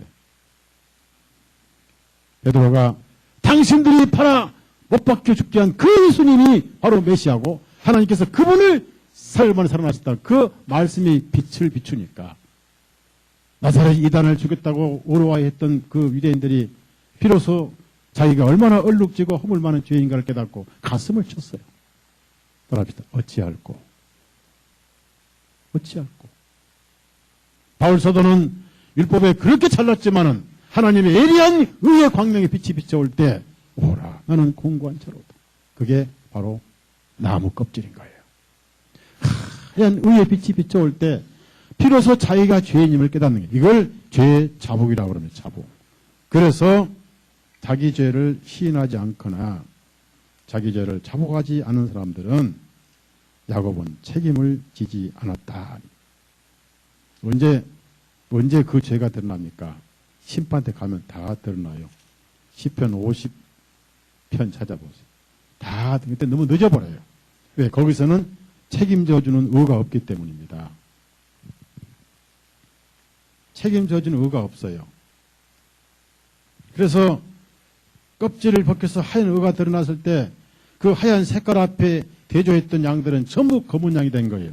이것이 말씀의 의 앞에 하나님의 의의 빛 앞에 설 때에 내가 그렇게 더럽고 허물이 많고 얼룩무늬 뿐이구나. 내 삶이 얼룩무늬 삶이었구나라고 고백을 하게 되는 거예요. 그런 사람만 은혜로 갚아주시고 예수님이 의가 되신다는 그 진리입니다. 자, 우리 시편 50편 16절에서 21절까지 16절에서 21절까지 다 같이 읽습니다. 그러나 사악한 자는 하나님께서 말씀하시기를 내가 내 법규들을 선포하기 위하여 또 내 언약을 내 입에 두기 위하여 내가 무엇을 행하였느냐.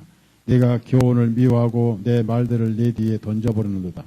내가 도둑을 보면 내가 그와 동조하고 가늠하는 자들과 한패가 되며 내 입을 악에게 주고 내 혀는 속임수를 말하는도다. 내가 앉아서 내 형제를 헐뜯어 내 어머니 아들을 비방하는도다. 내가 이런 일을 행하여도 내가 잠잠하였더니 내가 나를 전적으로 너와 같은 자를 생각하였도다. 그러나 내가 너를 책망하겠고 그것들을 내 눈앞에 차례대로 놓으리라. 여러분이 마트나 백화점 가시면 진열대 상품이 쫙 정리되어 있잖아요. 심판 때 그렇게 죄가 다 드러나요. 그래서요, 2번 자기 죄가 드러나는데요. 이건 절대입니다. 사람이 딱 죽잖아요. 죽으면 바로 자기 삶이 쫙 보여요. 천사가 보여줍니다. 자기 일생이 그렇게 다 보여. 근데 믿는 사람들은 죄가 보이지 않습니다. 믿는 사람들은 그리스도의 피로 죄 다 제거했기 때문이에요. 안 보여요. 복음이 없는 사람들은 죽은 다음에 첫 번째가 자기 삶이 쫙 보여버려요. 거기서 자기 삶을 보니까 천사님 제가 이렇게 더러웠던가요? 그래 네 삶이다. 그때 어떻게 됩니까? 천국 오라 해도 못 가요. 자기가 지옥으로 가는 거예요. 너무 더러워. 그 다음에 두 번째 거룩한 백보자 앞에 심판을 받습니다. 그때는 책을 펴서 책에 기록된 대로 심판을 받고 거기 합당한 지옥으로 떨어지게 되는 거예요. 딱 두 번. 진열 때처럼 네 죄가 진열될 것이다. 그래서 가장 중요한 것은 있는 그대로 야곱 앞에 왜? 야곱이 책임지니까 성령님 앞에 내 모습을 기억나는 대로 어떻게 다 기억할 수 없어. 어떻게 여러분이 평생 동안 지은 죄를 기억합니까? 저는요, 제가 2000년에 트라지 X를 샀는데, 그 차를 폐물 처리를 하지 않고, 여동생에게 넘겼더니, 또 여동생은 또 조카에게 넘겼어요. 근데 그 조카가 차를 다 고쳐놔서 욕심을 내가 부려가지고 다시 갖다 달라니까 안 갖다 주더라고요. 그런데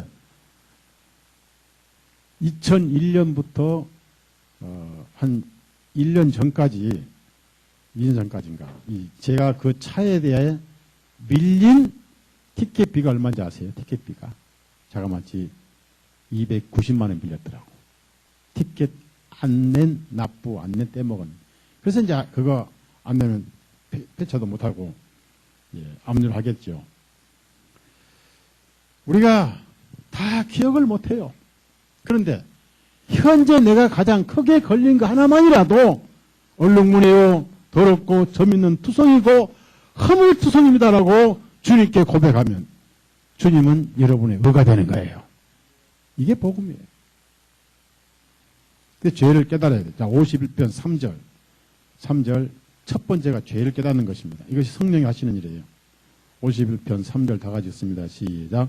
이는 내가 나의 죄가들을 깨달았기 때문이요 나의 죄가 영원히 네 앞에 있습니다. 예.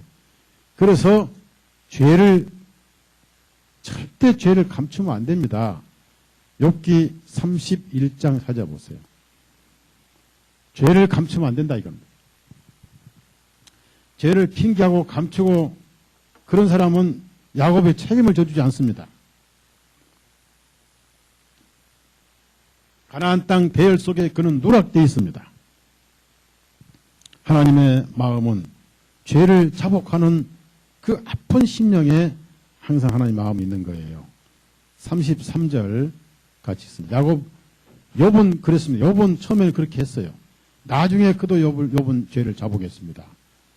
처음에 욥이 얼마나 자기 의를 많이 붙들었습니까? 욥기 31장 33절 다 같이 읽습니다. 만일 내가 내 죄악을 나의 품속에 숨김으로써 아담같이 내 허물을 덮어두었던가 사실 그랬어요. 그런데 사람은요 하나님의 의가 드러나면은 그 죄는 다 들통이 나는데 하나같이 사람들은 자기 죄를 잘 보세요. 자기 죄를 항상 변명하고 합리화하고 가리워서 야곱이 자기 죄를 못 보게 만들어요. 그러면 죄인을 구원하러 오신 예수님은 할 일이 없다 그 말이에요. 자, 이사야 29장도 찾아보세요.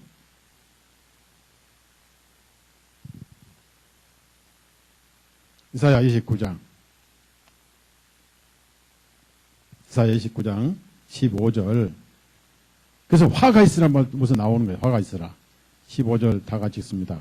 화가 있으라 자기들의 계획을 주님으로부터 깊이 숨기려 하는 자들이여 자기들의 일이 어둠 가운데 있어 말하기를 누가 우리를 보느냐 또 누가 우리를 아느냐 하는 자들이여 화가 있으라는 거예요.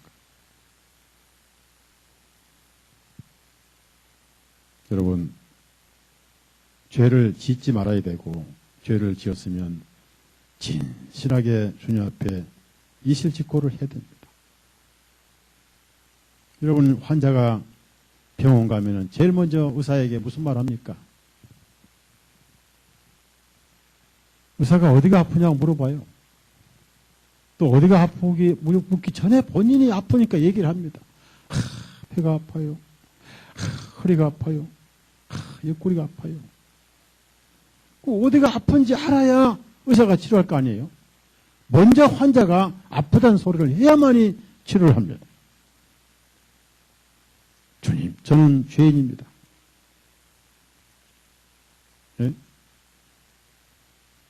이사야 3장을 또 찾아보세요. 이사야 3장을.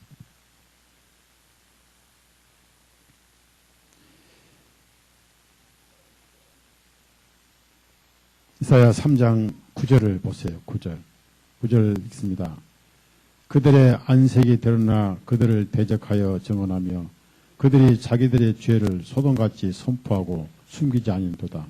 그들의 혼에 화가 있으니 이는 그들 자신들에게 악으로 갚았기 때문에 자기들의 죄가 안색이 나타났다. 안색이. 죄는 감출 수가 없다. 그런 뜻이에요. 그래서 악을 행할 만한 어둠이 숨길 수가 없다. 그러면은 제가 얘기하고 싶은 건요. 스스로 죄를 깨달을 수가 없습니다. 반드시 의의 빛이 비춰와야 돼요. 그것은 성령께서 역사를 하시는 거예요. 그 순간은 아파요. 괴롭고 가책이 되는 거예요. 하나님께서 괴롭고 가책을 시켜서 그거 보시고 즐거우신 건 전혀 아닙니다. 하나님도 아파요. 그러나 그 배후에는 깊은 사랑이 있어요. 고치고자 하는 사랑이 있는 거예요. 그래서 나무 껍질을 벗기고 흰 빛을 햇빛이 흰빛을 비춰서 눈부신 흰빛을 봤을 때 얼룩무늬 검은 점에 새끼를 베었다 그 말은 하나님의 의 빛이 양심에 비춰올 때 비로소 내가 얼마나 더러운 죄인인가. 그래서 양심을 통해서만 하나님은 죄를 보여주셔요. 그런데 오늘날 양심들이 거의 다 죽어가요. 너 양심이 살아서 왜 너 양심의 주인에게 죄를 지적하지? 너 왜 그렇게 가만히 하니까? 저요. 지금 기진맥진해요. 왜? 우리 주님께서 하도 두드러 패가지고요. 내가 너 죄라고 말만 하면 두드러 패버려요. 어떻게 두드러 패니까? 나만 하냐? 다 해먹지? 라고 두드러 패요. 양심이 마비돼 버렸어요. 아픔이 없어. 이거 오늘 저와 여러분 양심이 아닌가 그 말. 내가 얼룩무늬인지를 잊어버려.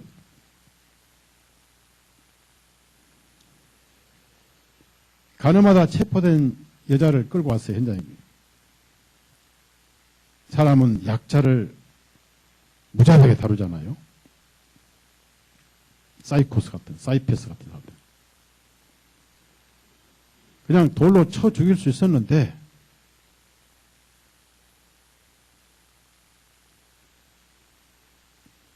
예수님을 홀탕 몰려 돌을 전부 손에 들고 바리새인들, 서기관들, 제사장들 왔습니다. 여자는 현장에서 끌려왔으니까 신발도 벗었습니다. 머리 부러지고 옷은 거의 입은 동 만동 끌려왔어요. 초조하게 끌려왔어요. 그 여자는 율법의 거룩함과 존엄을 인정했습니다. 그는 변명하지 않았고 남의 일에 간섭하냐고 목소리를 높인 적도 없었고요. 그렇게 끌려왔어요. 그래서 예수님을 곤란하게 하려고 율법에는 이런 여자를 돌로 치라고 했는데 증인도 있습니다. 여기 두 사람 증인이 있습니다. 당신은 어떻게 말하겠어요? 그때 예수님이 땅에다 글씨를 쓰셨어요. 계속 쓰시니까 또 재촉을 했습니다. 그래서 너희 중에 죄 없는 자가 먼저 돌로 치라고 그래요. 죄 없는 자. 그 말씀을 듣고 양심이 깨기 시작했어요. 양심의 가책을 받아 그 말이에요. 양심이 비로소 힘을 얻었습니다. 양심이 힘을 얻었으니까 자기를 찌르게 했어요. 그걸 가책입니다. 하나씩 하나씩 다 커버렸더라. 제가 오늘 말씀드리고 싶은 건요, 이 시대에 양심의 가책을 느끼기가 어렵다 이겁니다. 그러면 뭐가 잘못됐냐? 성령님 일 안 하시냐? 그렇지 않습니다. 양심이 거의 다 죽어가고 있는 거예요. 기능이 거의 마비됩니다. 우리는 그렇게 양심을 합리화하고 죽이는 훈련을 너무나 많이 받아왔습니다. 매일 듣고 보는 것이 전부 양심을 잠들게 하는 거예요. 양심이 뭐라고 하는지 아세요? 나 기진맥진했어. 왜? 아무리 깨우려고 해도 내 말 안 들어. 나를 자꾸 쳐. 이렇게 치고 저렇게 치고 합리화하고 변명하고. 그래서 나도 지쳐서 이제 포기했어.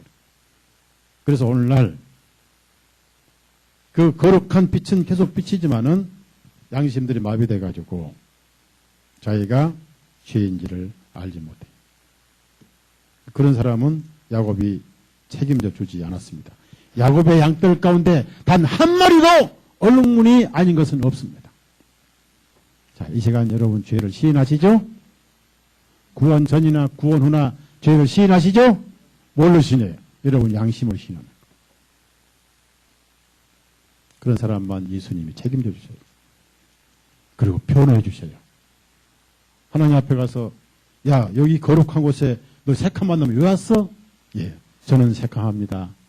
그렇지만 제 의는 따로 있습니다. 그래, 내 의가 어디 있어? 예수 그리스도입니다. 예수님 팔 옆구리 보이시면서 예, 주님 저 시커먼 죄값은 여기 다 치른 증거가 있습니다. 이게 바로 여러분의 구주예요. 그러니 그분 사랑 안 하시고 되겠어요? 그분은 사랑 안 하시고 무슨 마음으로 무슨 재미로 삽니까? 우리 백의장 찬송하자 합시다. 이 찬송 안 부르고 어떻게 무슨 재미로 삽니까? 예? 이거 안 부르고 어떻게 텔레비 앞에서 귀신 부닥거리 듣고 있습니까? 주 예수보다도 귀한 것은 없네. 이 세상 부귀와 바꿀 수 없네. 영축을 내 대신 돌아가신 그 놀라운 사랑 잊지 못해. 세상 즐거움 다 버리고 세상 자랑 다 버렸니. 주 예수보다도 귀한 것은 없네. 예수 밖에는 없네. 3절 주 예수보다도 귀한 것은 없네. 세상 행복과 바꿀 수 없네. 유혹과 핍박이 몰려와도 주 섬기는 내 마음 변치 못해. 세상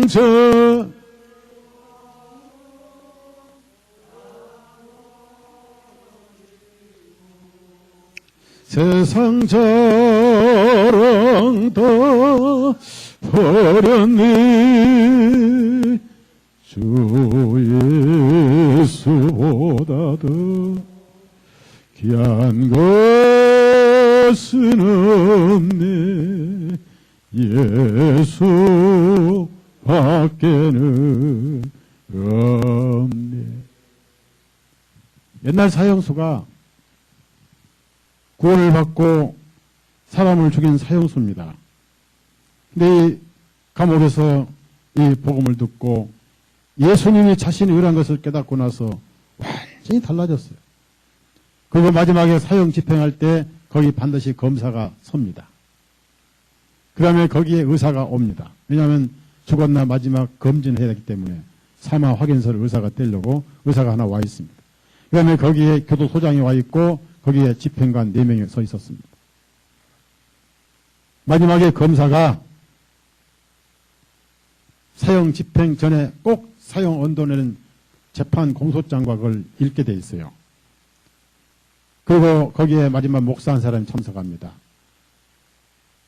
그래서 이 사형 언도를 내렸던 판사, 그 사형 집행했던 검사가 그 공소장을 거기서 읽으려고 할 때 그 사형수가 그랬어요.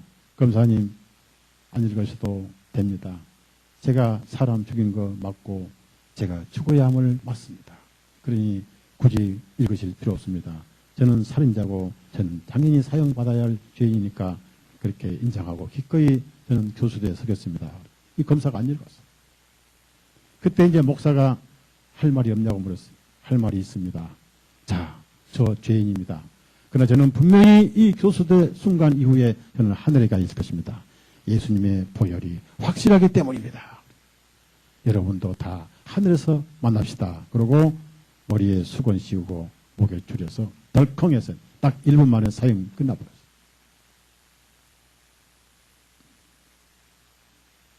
문제는요, 성령님의 문제가 아니라 말씀이 문제가 아니라 이 시대의 양심들이 거의 다 마비됐어요. 우리가 이게 굉장히 중요한 겁니다. 우리가 산에서 있잖아요. 산에서 몇 개월만 살다 내려오면 이 도시면 눈이 아파서 눈을 못 떠요. 산은 조용한데 또 귀가 시끄러워 잠을 못 잡니다. 그 다음에 코에 악취가 나요. 그런데 이제 내려와서 한 달만 새면은 눈도 괜찮고 악취도 괜찮고 시끄럽지 않아요. 왜? 훈련이 돼버려요. 그런 냄새를 못 맡은 사람도 악취를 한번 맡으면 나중에 악취 훈련돼가지고 더 심한 악취 외에는 그 악취가 악취인지를 몰라요. 지금 우리 삶이 환경이 그렇습니다. 계속 마귀가 만든 문화가 양심을 잠들게, 심지어 선악 개념도 없어져버려요. 성령께서 일을 하신 게 아니고 안 하신 게 아니고 말씀이 잘못된 것도 아닙니다. 중요한 것은 말씀과 성령님은 양심을 통해서만 죄를 깨닫게 해요. 양심이 기능이 다 마비된 시대예요. 그래서 여러분이 구원받고도 죄를 짓고 있는 동안은 양심은 가만히 있어요. 죄를 버려야 되고요. 말씀을 통해서 걸리면 즉시 자복을 해야 됩니다. 그리고 여러분이 어떤 죄가 걸리든 간에 여러분이 야곱의 안에 있으면 야곱이 책임져 주듯이 주님이 여러분을 책임져 주셔요. 시편 16편 8절. 그래서 믿음으로 사는 거예요. 시편 16편 8절.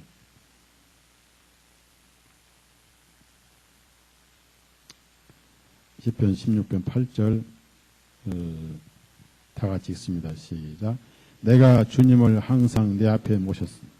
그분께서 내 오른편에 계심으로 내가 흔들리지 아니로다. 그래서 흔들릴 필요 없어요. 왜? 얼룩무늬 양떼들이 고향 가면서 자기 허물이나 자기 더러운 모습을 보고 흔들린 양떼들은 아무도 없었습니다. 동시에 한 마리도 잃어버린 적이 없었습니다. 고스란하게 다 야곱이 책임지고 가나안 땅에 데리고 갔어요. 성령님은 자신의 백성을 단 한 생명도 잃어버리지 않습니다. 여러분이 이제 불언간 곧 갈 건데 흔들리지 마시고 우리가 할 것은 뭡니까?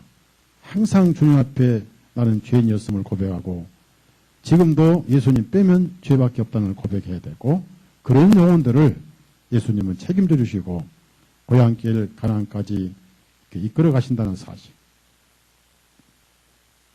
그래서 기도하러 성전에 왔던 세리도 기도하러 왔을 때 죄가 자각됐던 겁니다. 베드로도 주님의 말씀 듣고 죄가 자각됐던 거예요. 여러분이 설교를 들을 때나 구원 이후나 구원 전이나 항상 내가 아는 것은 내가 죄인이고 하나님께서 예수님 안에서 아시는 것은 여러분이 의인이고, 그러나 내가 믿음으로 의인 됐지만은 주님 앞에는 항상 주님이 아니면 저는 죄인이고 저는 얼룩점이고 허물 많은 죄인입니다. 이 마음이 얼마나 주님의 사랑을 끌어오는 마음입니다. 그러기 위해서 여러분은 항상 양심을 민감하게 해야 되고 양심의 소리를 잘 들으십시오. 기도합시다.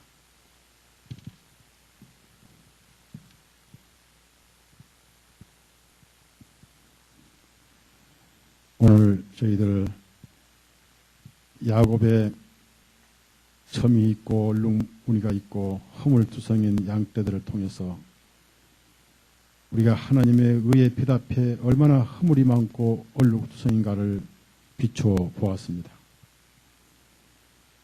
홀로 하란 땅에 왔던 야곱은 그 많은 세월 비가 오나 눈이 오나 바람이 부나 더우나 낮이나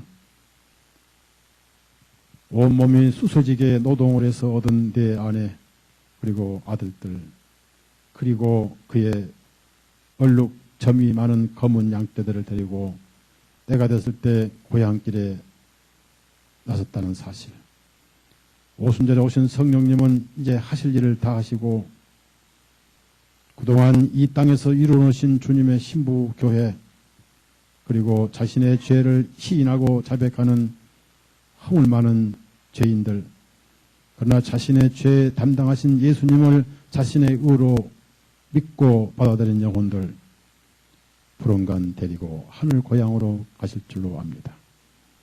예수님 여기 모르신 영혼은 다 주님 것이고 주님의 피로 사신 영혼들이오니 한 영혼들도 누락이 없이 고스란히 하늘에 이르게 해 주옵소서.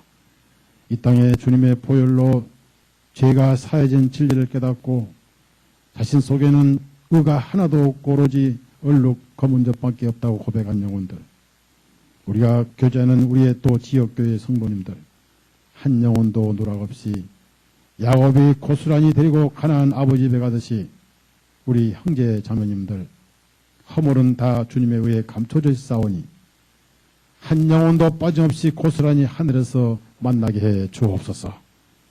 우리가 죄를 짓고 즉각 양심의 소리를 귀를 기울이고 아침에도 저녁에도 항상 주님 앞에 우리의 허물을 시인하고 고백하는 삶이 우리의 삶이 되게 해주시고, 할 수 있으면 양심을 깨끗하게 양심을 살려서 날마다 양심의 소리에 귀를 기울이는 우리의 삶이 되게 해 주옵소서.